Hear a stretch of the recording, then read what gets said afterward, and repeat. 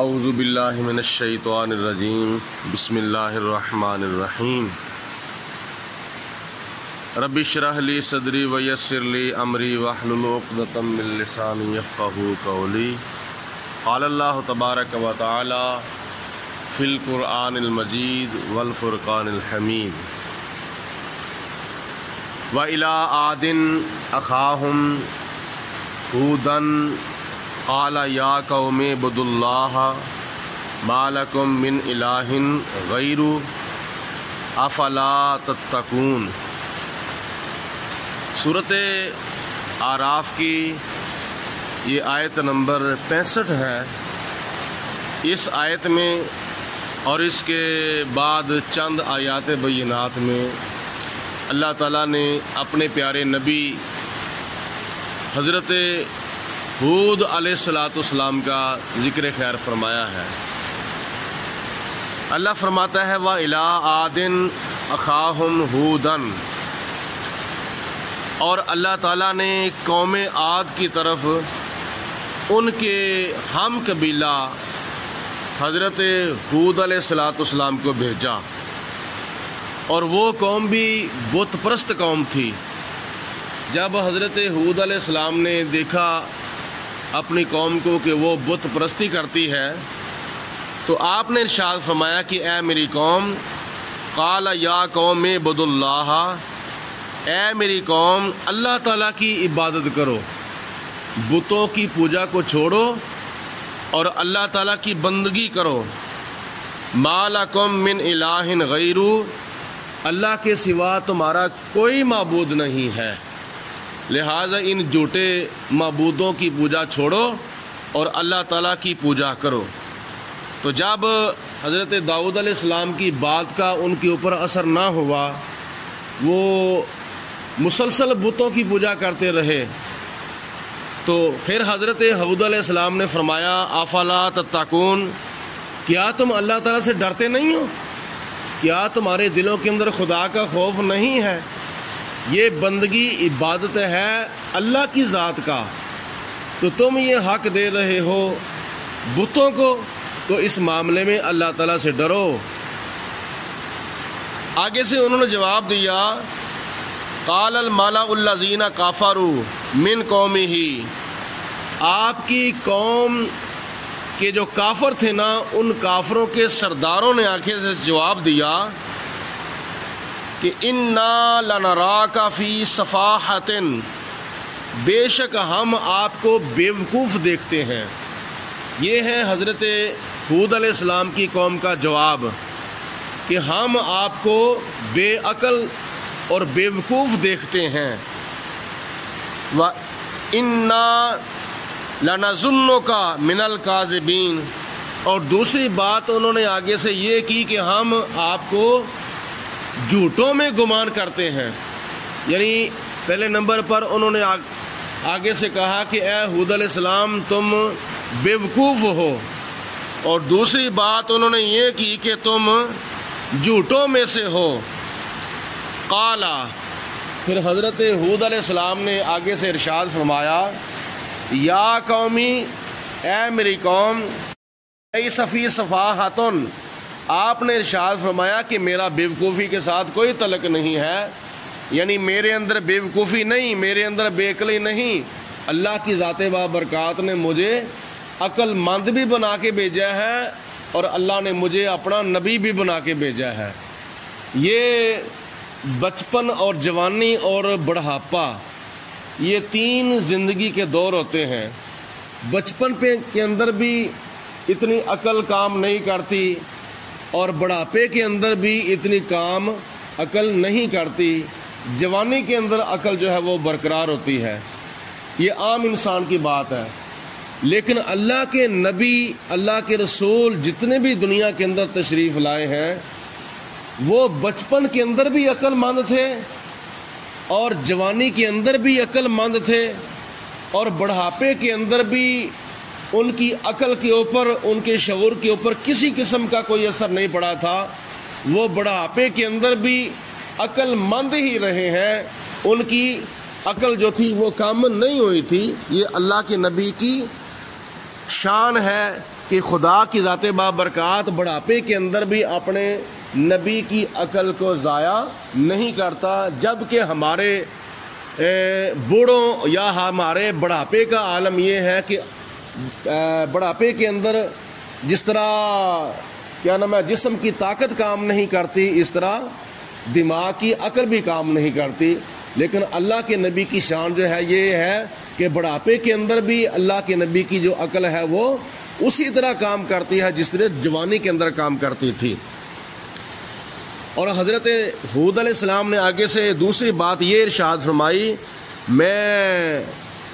اللہ کا رسول بھی بن کے تشریف لایا ہوں، وَلَٰكِنِّي رَسُولٌ، اور لیکن میں اللہ کا رسول ہوں، مِن رب العالمین، اس رب کی طرف سے آیا ہوں جو سارے جہانوں کو پالنے والا ہے. آگے تیسری بات آپ نے یہ ارشاد فرمائی، اُبَلِّغُكُمْ رِسَالَاتِ رَبِّي، میں تم تک اپنے رب کے پیغامات پہنچا رہا ہوں، اپنے رب کی باتیں اور اپنے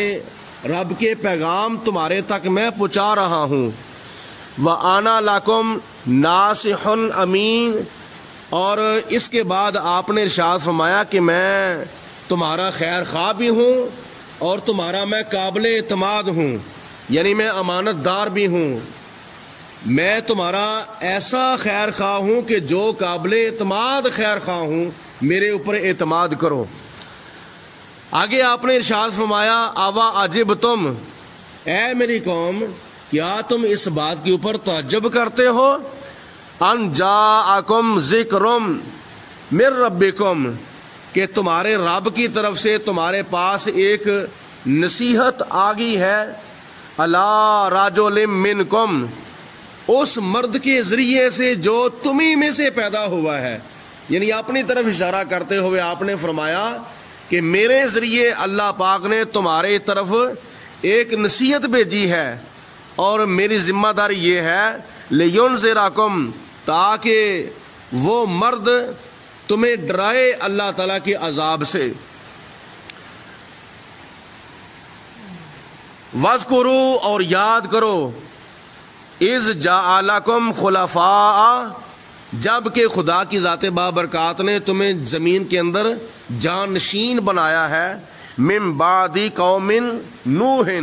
حضرت نوح علیہ السلام کی قوم کے بعد اللہ پاک کی ذات بابرکات نے تمہیں زمین کے اندر قوم نوح کا جانشین بنایا. تم سے پہلے حضرت نوح علیہ السلام کی قوم دنیا میں تھی، اور اس نے اپنے نبی کی مخالفت کی سوائے 90 آدمیوں کے، اور خدا کی ذات بابرکات نے ایسا طوفان بھیجا، اور طوفان کی شکل میں ایسا عذاب بھیجا کہ وہ سارے کے سارے تباہ و برباد ہو گئے. تو جس طرح وہ تباہ و برباد ہو گئے تھے، اس طرح تم بھی تباہ و برباد ہو سکتے ہو اگر تم نے اپنے نبی کی گستاخی کی، یعنی حضرت ہود علیہ السلام کی نافرمانی تم نے کی، تو تمہارا حال بھی وہی ہوگا جو حضرت نوح علیہ السلام کی قوم کا حال ہوا تھا. وَزَادَكُمْ فِي الْخَلْقِ بَسْطَةً، اللہ پاک کی ذات بابرکات نے جس طرح تمہیں حضرت نوح علیہ السلام کی قوم کا جانشین بنایا ہے، اسی طرح تمہیں قد و قامت بھی عطا فرمائی ہے، یعنی تمہارے جسموں کو طاقت بھی عطا فرمائی ہے، تمہارے بلند بلند قد بنائے ہیں، باروب تمہارے قد بنائے ہیں. آگے آپ نے ارشاد فرمایا، فَاذْكُرُوهُ آلَاءَ اللَّهِ، تو اللہ تعالیٰ کی نعمتوں کو یاد کرو. یہ جتنی بھی نعمتیں خدا نے تمہیں دی ہیں، تمہیں قد و قامت عطا فرمائی ہے، اور تمہیں نوح علیہ السلام کی قوم کا جانشین بنایا ہے، اور تمہیں مجھ جیسا نبی عطا فرمایا ہے. تو ان اللہ کی نعمتوں کی شکر گزاری کرو، ناشکری نہ کرو. لعلکم تفلحون، تاکہ تم دنیا کے اندر بھی کامیاب ہو جاؤ اور آخرت کے اندر بھی کامیاب ہو جاؤ. قالو، انہوں نے پھر آگے سے جواب دیا، یعنی قوم نے آگے سے جواب دیا کہ اے ہود علیہ السلام، اجئتنا، کیا تم ہمارے پاس اس واسطے آئے ہو، لنعبد اللہ وحدہ، کہ ہم اپنے خداؤں کی پوجا کو چھوڑ کر اس خدا کی پوجا کریں جو ایک ہے، جو وحدہ لا شریک ہے، جو نظر بھی نہیں آتا، تو کیا ہم اس ایک رب بھی ایک خدا کی پوجا کریں؟ وَنَذَرَ مَا كَانَ يَعْبُدُ آبَاؤُنَا، اور دوسرے نمبر پر ہم اپنے ان خداؤں کو چھوڑ دیں جن خداؤں کی پوجا ہمارے باپ دادا بھی کرتے تھے۔ کیا تم ہمارے پاس اس لیے آئے ہو کہ ہم تمہارے رب کو مان لیں اور بتوں کی پوجا چھوڑ دیں، ان بتوں کی پوجا جن بتوں کی پوجا ہمارے باپ دادا کرتے تھے؟ فَأْتِنَا بِمَا تَعِدُنَا، تو آگے سے انہوں نے پھر دوسرا یہ جواب دیا کہ کیا اگر ہم نہیں مانتے تو پھر ہمارے اوپر عذاب لے آؤ، جس عذاب کا تم ہمارے ساتھ وعدہ کرتے ہو یا جس عذاب کی تم ہمیں وعید سناتے ہو وہ عذاب لے آؤ۔ نہیں ہم نے ماننا تم کو اللہ کا رسول، نہیں ہم نے خدا کی بندگی کرنی، نہیں ہم نے بتوں کی پوجا چھوڑنی، جو کرنا ہے تم نے کر لو، لے آؤ عذاب ہمارے پاس جس کا تم ہم سے وعدہ کرتے ہو۔ ان کنت من الصادقین، اے ہود علیہ السلام اگر تم اپنے خیال میں سچے ہو۔ قال، حضرت ہود علیہ السلام نے ارشاد فرمایا، قد واقع علیکم، تمہارے اوپر اللہ کا عذاب واجب ہو چکا ہے، لازم ہو چکا ہے، من ربکم، تمہارے رب کی طرف سے، رجسن، عذاب واجب ہو چکا ہے، وغضب، اور تمہارے اوپر اللہ کا غضب واجب ہو چکا ہے۔ مطلب یہ ہے کہ اب تم اپنے رب کے غضب کے بھی حقدار ہو چکے ہو اور اپنے رب کے عذاب کے بھی حقدار ہو چکے ہو۔ اتجادلوننی فی اسماء، کیا تم میرے ساتھ ناموں کے بارے میں جھگڑا کرتے ہو؟ سمیتموہا انتم وآباؤکم، جو نام تم نے رکھ لیے ہیں اور تمہارے باپ دادا نے بھی رکھے تھے۔ مفسرین کرام فرماتے ہیں اس سے مراد بت ہیں۔ حضرت ہود علیہ السلام نے ان کو فرمایا کیا تم اپنے بتوں کے معاملے میں میرے ساتھ جھگڑا کرتے ہو، اور جن کو تم نے بھی بندگی کے لیے مقرر کر لیا ہے اور تمہارے باپ دادا نے بھی مقرر کر لیا تھا۔ ما نزل اللہ بہا من سلطان، اور ان بتوں کے بارے میں میرے ساتھ جھگڑا کرتے ہو جن کی عبادت کی کوئی دلیل اللہ کی ذات بابرکات نے نازل نہیں کی ہے۔ فانتظروا انی معکم من المنتظرین، تو تم بھی اللہ تعالیٰ کے عذاب کا انتظار کرو اور میں بھی تمہارے ساتھ اللہ کے عذاب کا انتظار کرتا ہوں۔ دیکھتے ہیں پھر اللہ کا عذاب کس کے اوپر آتا ہے۔ تو خدا کی ذات بابرکات نے پھر عذاب بھیجا۔ کون سا عذاب بھیجا تھا؟ حضرت نوح علیہ السلام کے اوپر تو طوفان کا عذاب بھیجا تھا، اور حضرت ہود علیہ السلام کی قوم کے اوپر خدا نے عذاب یہ بھیجا کہ 3 سال تک کوئی بارش نہیں ہوئی تھی، اور جب 3 سالوں کے بعد بارش شروع ہوئی تو ایسی بارش شروع ہوئی کہ 3 سال کے بعد جب انہوں نے دیکھا کہ بارش اب آ رہی ہے، گٹا چھا رہی ہے، بادل جو ہیں وہ منڈلا رہے ہیں بارش کے لیے، تو وہ بڑے خوش ہوئے تھے۔ تو ان کی کیا نام ہے اس خوش فہمی کے اندر خدا کی ذات بابرکات نے پھر بارش کی شکل میں عذاب بھیجا، یعنی ایسے پہلے ہوا بھیجی، ایسی پہلے آندھی بھیجی کہ اس آندھی نے ان کے تمام مکانات کیا نام ہے وہ گرا دیے تھے، درخت جو تھے وہ اکھاڑ دیے تھے، دروازے بھی ان کے اکھاڑ دیے تھے، اور اس کیا نام ہے ایسی بارش کے اندر خدا کی ذات بابرکات نے ان کو غرق کر دیا کہ وہ بارش رحمت کی نہ برسی بلکہ زحمت کی بارش ان کے اوپر برسی۔ فَأَنْجَيْنَاهُ، تو ہم نے حضرت ہود علیہ السلام کو اس عذاب سے بچا لیا۔ وَالَّذِينَ مَعَهُ بِرَحْمَةٍ مِنَّا، اور اپنی رحمت کے ساتھ ہم نے ہود علیہ السلام کو بھی بچا لیا اور ان کا کلمہ پڑھنے والوں کو بھی، یعنی جو ان کے ساتھ تھے ہم نے ان کو بھی اپنی رحمت کے ساتھ بچا لیا۔ وَقَطَعْنَا دَابِرَ الَّذِينَ كَذَّبُوا بِآيَاتِنَا، اور ہم نے ان لوگوں کی جڑ کاٹ کے رکھ دی جنہوں نے ہماری آیتوں کو جھٹلایا تھا، یعنی ان کا مکمل طور پر خاتمہ کر دیا اور ان کو ملیا میٹ کر دیا۔ وما کانوا مؤمنین، اور وہ ایمان نہیں لانے والے تھے۔ ان آیات بینات کے اندر اللہ پاک نے حضرت سیدنا ہود علیہ الصلوۃ والسلام کا ذکر خیر فرمایا ہے،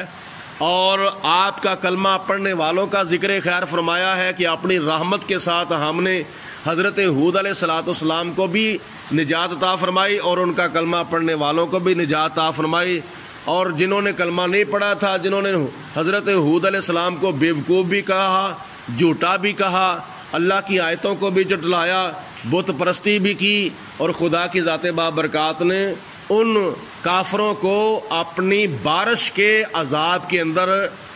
تباہ و برباد کر دیا تھا۔ اللہ پاک کی ذات بابرکات ہم سب کو عمل کرنے کی توفیق عطا